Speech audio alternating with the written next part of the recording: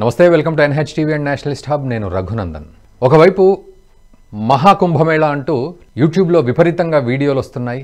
ఆ వీడియోల్లో చూసి ఈ నాగ సాధువులు ఎవరు, వీళ్ళంతా ఎవరు, ఈ సాధువులు ఎక్కడి నుంచి వస్తున్నారు, లక్షల మంది వీళ్ళంతా ఉన్నారు, అఘోరీలు ఉన్నారు అనుకుంటూ ఒక రకమైన డిస్కషన్ జరుగుతూ ఉంటే మధ్యలో సడన్గా అనుకోకుండా ఒక నేషనల్ ఛానల్కి తగిలిన వ్యక్తి అభయ్ సింగ్, ఆయన ఒక సాధువుగా ఆ ఛానల్కి కనపడడం, ఆ తర్వాత ఎక్కడ చూసినా ఆయన వీడియోలో కనపడుతూ ఉన్నాయి. అభయ్ సింగ్ ఆయన IIT బాంబే అయినప్పటికీ ఒక సాధువుగా మారిన సందర్భం.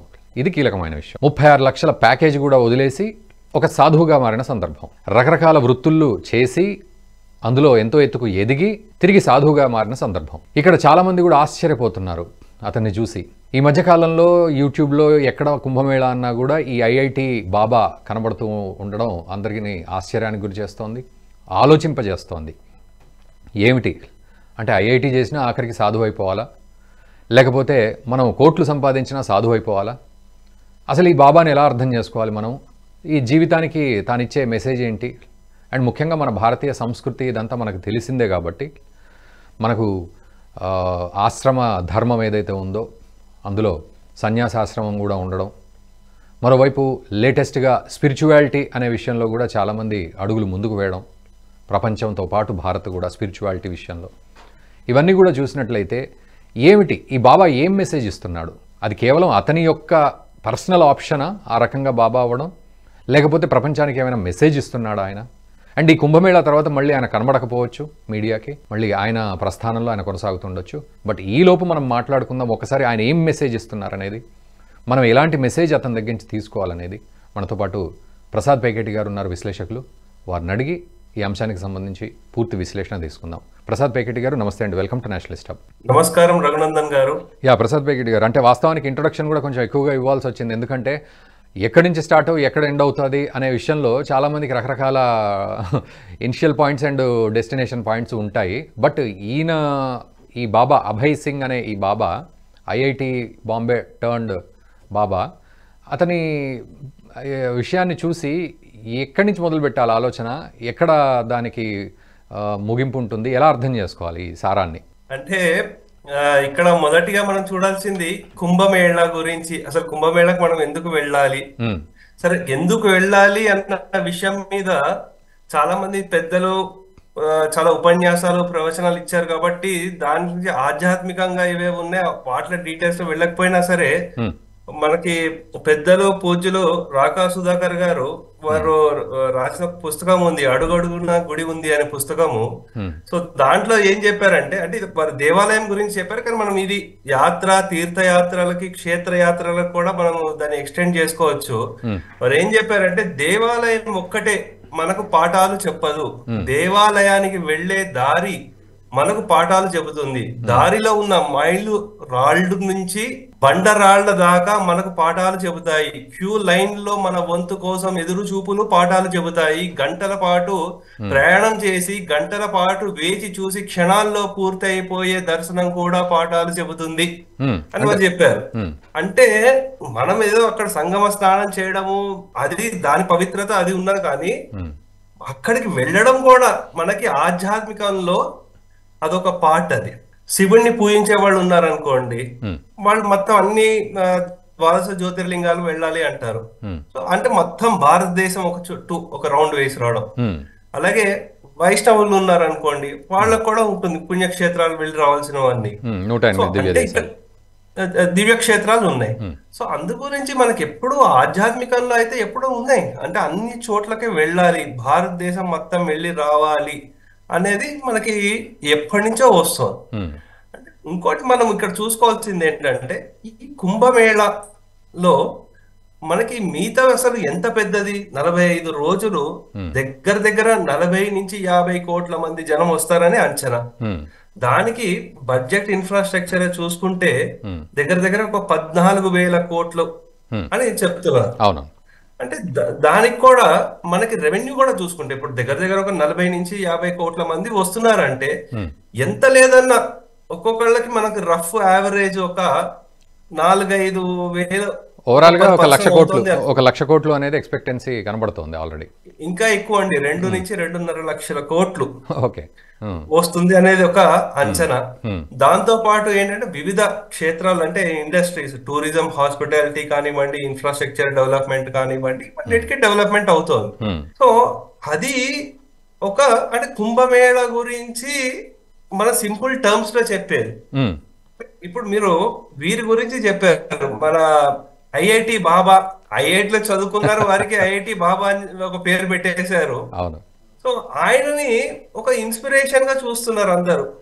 అంటే ఆయన ఐఐటిలో చదివారు, మంచి ర్యాంక్ సంపాదించారు, సరే మరి కెనడాకి వెళ్ళారు, ఇవన్నీ ఉన్నాయి, మళ్ళీ డైరెక్ట్ మళ్ళీ ఇక్కడ ఈ లైన్ లో వచ్చేసారేంటి అనేది చూస్తుంటే ఆయన కొన్ని చెప్పిన విషయాలు ఏవైతే ఉన్నాయో, అంటే కొన్ని మోడర్న్ ఫిజిక్స్ ఏం చెప్తోంది, మనకి ఆధ్యాత్మికంగా మనకు రాసిన మన ఋషులు వాళ్ళు రాసిన స్పిరిచువల్ కాన్సెప్ట్స్ ఏవైతే ఉన్నాయి అవన్నిటిని వాళ్ళు తీసుకొస్తున్నారు. అంటే క్వాంటమ్ మెకానిక్స్ ని అద్వైత వేదాంతంలో ఎలా ఉంది అనేది కూడా చెప్తున్నారు.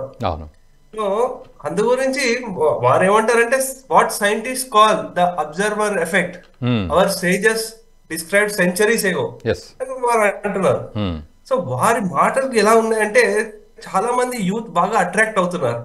అంటే ఒక 2019 లో బహుశా ఒకటి మైండ్ ఇంజనీరింగ్ ఫర్ మిలీనియల్స్ అనేది ఒక దాని మీద చెప్పడం జరిగింది. చాలా మంది ఇంజనీర్స్, డాక్టర్స్ రావడం కూడా జరిగింది. అందుగురించి ఆయనకుండే ఆయన ఒక ఫ్యాన్ ఫాలోయింగ్ కూడా వారికి ఉంది. ఇక్కడ ఇంకో విషయం చూసుకోవాలంటే కొన్ని ఆయన చెప్పిన ఇన్స్పైరింగ్ కోట్స్ కూడా ఉన్నాయన్నమాట. మరి మీకు డిగ్రీ ఉండేది ఒక టూలే, కానీ దాన్ని డ్రైవ్ చేయాల్సి, ఆ టూల్ ని నడిపించేది ఏంటి, మీ లోపల మీ ఉన్న ఆత్మ. సో అందు గురించి టూల్ అంటే మీ టూల్ ని ఏం చేయాలన్నది కాదు ముఖ్యము, ఆ లోపల ఆత్మని డెస్టినేషన్ దగ్గర తీసుకెళ్తుంది. ఇంకోటి చాలా మంది ఇంజనీర్స్ వీళ్ళందరూ ఉంటారు, వాళ్ళకి ఆయన ఏం చెప్పారంటే the greatest algorithm you will ever write is the one that aligns your mind, body and soul అన్నారు. సో అలా ఇంకోటి ఏంటంటే ఇంకోటి ఇంపార్టెంట్ కోట్ కూడా ఒకటి ఏమని చెప్పారంటే true freedom is not having choices but in transcending the need for them. అంటే వారు చెప్పిన అంతా ఇన్స్పైరింగ్ గా ఉన్నాయి. సో అలా చూసుకుంటే మనకి అంటే ఆయన ఒక పెద్ద రేజ్ అయిపోయారు అనమాట ఇక్కడ ఉండే రోడ్డుకి. సో అది మనకి ఏంటంటే చాలా మందికి యూత్ కానీ ఈరోజు రేపు ఏంటంటే మనము ఈ గ్యాడ్జెట్స్ కి బానిసలం అయిపోతున్నాం. అటువంటి సమయంలో ఆయన ఏదో అన్నారు, అంటే ఒక కామెంట్ చేశారు, ఇది అయిపోయిన తర్వాత మీరు ఎక్కడికి వెళ్ళిపోతారు మాకు తెలియదు అలా ఏదో కామెంట్ చేశారు. ఆయన చెప్పడం ఇప్పుడు ఏదో నేను మీ ముందే ఉన్నాను అనుకుంటున్నారా, నా చేత ఆ పరమేశ్వరుడే చెప్పిస్తున్నాడు ఇంపార్టెంట్ మెసేజ్ మీకు ఏవైతే ఉన్నాయో అని. అది చెప్పడానికే నేను వచ్చాను, నాకు లేకపోతే ఇప్పుడు మీ మీడియాలో వచ్చేసి నేను పెద్ద హీరో అవ్వాల్సిన అవసరం కూడా నాకేం లేదు, నాది ఏదైతే ఉందో ఆ లైఫ్ లో నేను అలాగే ఉంటాను. ఆయనకి హీఈస్ వెరీ క్లియర్, ఆయన లైఫ్ ఎక్కడుంది, ఆయన పాత్ ఏంటి అనేది చాలా క్లారిటీగా ఉన్నారు వారు.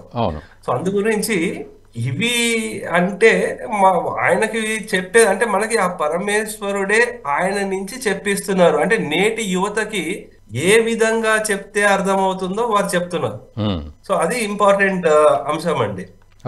సో అలాగే మనకి యాక్చువల్లీ కుంభమేళాలో కూడా చూసుకుంటే కొన్ని ఇంపార్టెంట్ అయిన నెంబర్స్ ఉన్నాయండి ఇక్కడ. ఎందుకంటే మనకి 19 లో కుంభమేళా జరిగింది. యాక్చువల్లీ అంతకుముందు అఖిలేష్ యాదవ్ గారి గవర్నమెంట్ హయాంలో కూడా కుంభమేళా జరిగింది. అప్పుడు 1000 కోట్ల బడ్జెట్ ఉంటే గవర్నమెంట్ కి, ఇప్పుడు 14,000 కోట్లు ఉంది బడ్జెట్. సో అలాగే రెవెన్యూ అంటే మనకి confederation of all India traders, CEAT అంటారు, వారు ఒక ఈ టర్న్ ఓవర్ నుంచి వచ్చేది లేకపోతే పూజ లేకపోతే ఈ డైరీ ప్రోడక్ట్స్ వీటి నుంచి సిగ్నిఫికెంట్ గా ఉంటుంది. ఒక ఫారెన్ ఎక్స్చేంజ్ బాగా వస్తుంది, అంటే 1 మిలియన్ ఫారెన్ టూరిస్టులు వస్తారు అని ఒక అంచనా.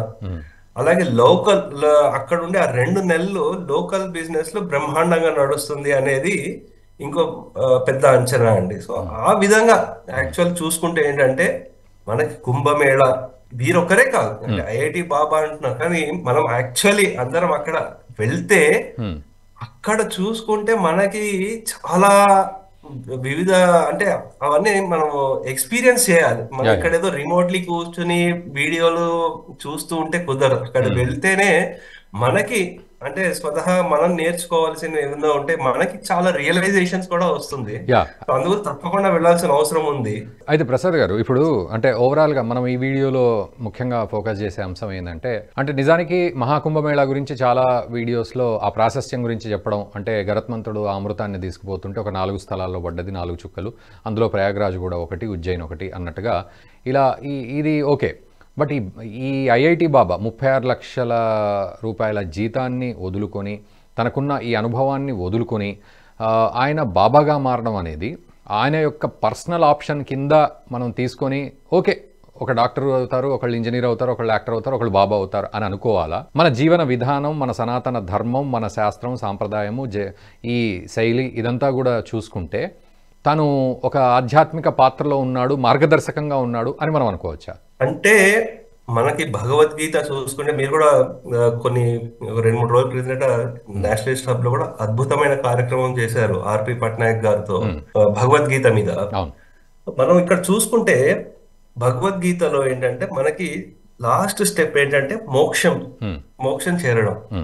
సో దానికి ఫస్ట్ స్టెప్ ఏంటంటే మనకి 2 ఇంపార్టెంట్, కర్మయోగం ఒకటి, ఉపాసన యోగం. కర్మయోగం నుంచి చిత్తశుద్ధి వస్తుంది, ఉపాసన యోగం నుంచి చిత్త ఏకాగ్రత, చిత్త వైశల్యత వస్తుంది. సో దాని నుంచి మనకేంటంటే జ్ఞాన యోగ్యత వస్తుంది. జ్ఞాన యోగ్యత అయిన తర్వాత ఆత్మ జ్ఞానం అది గురు నుంచి వస్తుంది. సో మనమందరం ఇంకా కర్మయోగము వాటిల్లో ఉన్నాం. సో వారు అవన్నీ దాటేసి ఆత్మ జ్ఞానంలో ఉన్నారు. ఆత్మ జ్ఞానం తర్వాత మోక్షమే. సో అందుకు వారు ఆ స్టేజ్ లో ఉన్నారు. అంటే మనం ఇంకా స్టెప్స్ ఎక్కుతున్నాం. ఇంకా అందు గురించి వాళ్ళు అక్కడ వచ్చేసారు. కాబట్టి చాలా మందికి ఏమవుతుందంటే అండి, ఇప్పుడు 10 ఏళ్ల లోపల మనకి ఏంటి, మన జీవితం ఒక పర్పస్ ఏంటి, మనం ఓకే మనకి మోక్షము అన్నది ఇంపార్టెంట్ అని వాళ్ళు తెలిసిస్తే వాళ్ళు శంకరాచార్యులు వాళ్ళు అవుతారు, అంత పెద్ద వాళ్ళు అవుతారు. సరే కొంచెం లేట్ గా 20s 30s లో రియలైజ్ అయ్యారు అనుకోండి, వాళ్ళు ఇంకా ఒక సన్యాసి లాగా అవ్వడం ఇటువంటి జరుగుతుంది.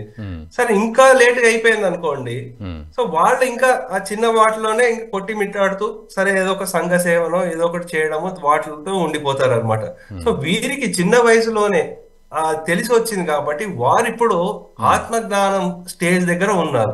సో అందు గురించి ఆయనకి ఇవంతా ఒక మిథ్యలాగా అనిపిస్తుంది. అరే నేను చెప్తాను అంటే వారు చెప్పే వారి గురించి మనం తెలుసుకోవాల్సింది ఏంటంటే అండి, మనం నేర్చుకునే చదువు ఆధ్యాత్మికం 2 వేరు కాదు, 2 కలిసే వెళతాయి. చాలా మంది ఏమంటారంటే అరే చదువుకున్నవాడు ఏంట్రా ఇవన్నీ కూడా నమ్ముతావు అలా అంటారు. వారి దగ్గర నుంచి మనం తెలుసుకోవాల్సింది ఏంటంటే వేరు వేరు కాదు, ఇవి కలిసే వెళతాయి. ఒక ఐఐటిలో చదువుకున్న విద్యార్థి ఎలా మనకి ఆధ్యాత్మికత తెలుసుకుని ఆయన ఆత్మజ్ఞానం వైపు ఎలా వెళ్ళారు. ఎందుకంటే ఇప్పుడు మతాలకి ఈ కుంభమేళ చూసుకుంటే ఇక్కడ కులాలతో సంబంధం లేదు. ఇక్కడ ఎవరున్నారు ఇప్పుడు అందరూ వెళ్తారు. సో అందరూ అక్కడ సంగమ స్నానం చేస్తారు. సో ఈ కులాలు కానీ ఈవెన్ మతాలకు కూడా తీసుకుంటే వివిధ మతాలు ఎవరి నమ్మకాలు వాళ్ళకు ఉండొచ్చు. కానీ ప్రతి మతంలో వాళ్ళు చివరి చెప్పే స్టేజ్ ఏంటి, ఏదో ఒకటి వాళ్ళకి ఒక మంచి అంటే మోక్షం.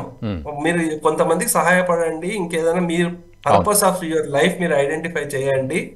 సో దాన్నే గోల్ గా పెట్టుకోండి. మీరు వేరే ఒక్కొక్క మతం చెప్తున్న పాత్స్ వేరే ఉండొచ్చు, దారులు వేరే ఉండొచ్చు, కానీ అల్టిమేట్ డెస్టినేషన్ ఒకటే అయినప్పుడు ఇటువంటి వారిది ఒక ఇన్స్పైరింగ్ స్టోరీ. అది మనకి ఏంటంటే జీవితంలో ఏది ఇంపార్టెంట్ అనేది మనం చూసుకుని మొదటిగా మన కాళ్ళ మీద మనం ఉంచోవడం ఇంపార్టెంట్.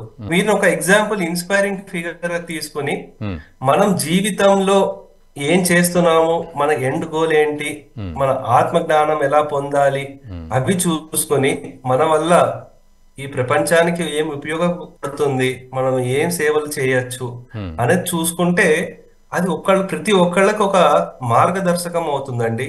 అలాగే కుంభమేళను కూడా ఏదో ఒక నమ్మకమో లేకపోతే అలా కాకుండా మన భారతదేశంలో ఒక స్పిరిచువల్ డైవర్సిటీ అంటారు.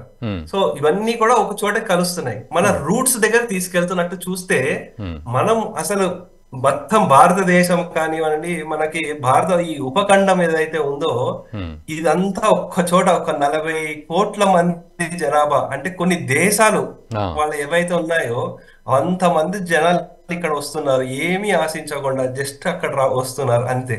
సో అది మనం చూసుకుని అందరం ప్రతి ఒక్కళ్ళం ఆ కుంభమేళకు వెళ్ళి ఆ అనుభూతి చెందుదామండి. సో అలాగే ఇలా ఐఐటి బాబాలు ఎవరైతే ఉన్నారో, అభయ్ సింగ్ లాంటి వారు, అలాగే ఇంకా ఎంతో మంది ఉంటారు, కొన్ని వందల వేల మంది ఉంటారు, వాళ్ళని కూడా దర్శించుకుని వారి దగ్గర నుంచి కూడా మనం మార్గదర్శకం తీసుకుంటే బాగుంటుంది. Thank you very much Prasad గారు. సో చాలా చక్కటి విశ్లేషణ, లోతైన విశ్లేషణ అందించారు, అటు జీవితానికి సంబంధించి కానీ ధర్మ మార్గానికి సంబంధించి కానీ. Thank you very much sir. Thank you sir. So అది మొత్తానికి 36 లక్షలు సంపాదించే ఐఐటిఎన్ కాస్త ఒక బాబాగా మారిన సందర్భం ఈరోజు మహాకుంభమేళాలో మనందరం కూడా చూస్తున్నాం. సోషల్ మీడియా, ఎలక్ట్రానిక్ మీడియా వేదికగా ఎక్కడ చూసినా అతని పేరే మార్మోగిపోతుంది, ఐఐటి బాబా అని. నిజానికి ఆయన ఇచ్చే సందేశం ఏంటి అనేది ఇప్పుడు మనం మాట్లాడుకుంటే, ప్రసాద్ పేకేటి గారు చెప్పిన వివరణలో ఒక సింగిల్ లైన్లో చెప్పాలంటే, మన లైఫ్ పర్పస్ ఏమిటి అనేది మనం తెలుసుకునే ప్రయత్నంలో భాగంగా మనం ముందుకు అడుగులు వేస్తే ఖచ్చితంగా ప్రతి అడుగు కూడా ఒక ఎక్స్పీరియన్స్గా మారుతుంది. ప్రతి ఒక్కరికి ఒక్కో లెవెల్లో వాళ్ళు ఉంటున్నారు. అది ఇంటెలెక్చువల్ లెవెల్ కావచ్చు, స్పిరిచువల్ లెవెల్ కావచ్చు. ప్రతి లెవెల్లో ఒక్కొక్కళ్ళు ఒక్కో తీరుగా ఉన్నారు. ఒకళ్ళనొకళ్ళు కంపేర్ చేసుకోవడం కాకుండా వాళ్ళను వాళ్ళే ఇవాళకి రేపటికి కంపేర్ చేసుకుంటూ ఒక మెట్టు ఎదిగామా లేదా అనే విషయాన్ని కనుక వాళ్ళు బేరీజ్ వేసుకుంటూ కనుక ముందుకు వెళితే ఖచ్చితంగా ఏ మార్గమైనా సరే ఆ పర్పస్లో వాళ్ళు ఖచ్చితంగా అడుగులు ముందుకు వేసి ఎవల్యూట్ అవుతూ ముందుకు వెళ్తారు అనే సారాంశం మనకు అందుతోంది. అండ్ జీవితంలో ప్రతిదీ కూడా ఏదో తూతూ మంత్రంగా, ఇందాక వారు అన్నట్లుగా నీళ్లు తీసుకొస్తే మీద చల్లుకోవడం, అదంతా తూతూ మంత్రంగా కాదు. అక్కడికి వెళ్ళి దాన్ని అనుభవించి తీరాలి. ఇది జీవితానికి ఒక పాఠం నేర్పిస్తుంది. అది నేర్చుకుని ముందుకు కదలాల్సిన పరిస్థితి ఉంది అనేది వారు చెప్తున్నారు. మీరు ఏమి నేర్చుకున్నారు అనేది కూడా ఈ వీడియోలో కింద కామెంట్స్ చేయండి. అండ్ ఈ వీడియోని మీ మిత్రులకు షేర్ చేయండి. అండ్ దయచేసి మా ఛానల్ కూడా సబ్స్క్రైబ్ చేసుకోండి. ఇలాంటి అప్డేట్స్ ఇంకా మీకు అందుతూ ఉంటాయి. Thank you very much. ఈ వీడియో మీకు నచ్చినట్టయితే లైక్ చేయండి, 10 మందికి షేర్ చేయండి. అలాగే కామెంట్ల రూపంలో మీ అభిప్రాయాలను మాతో పంచుకోండి. Nationalist hub group of channels ను సబ్స్క్రైబ్ చేసుకుని తెలుగునాట జాతీయవాద జర్నలిజాన్ని ప్రోత్సహించండి. ఈ వీడియో కింద ఉన్న బెల్ ఐకాన్ పై క్లిక్ చేయడం మర్చిపోవద్దు.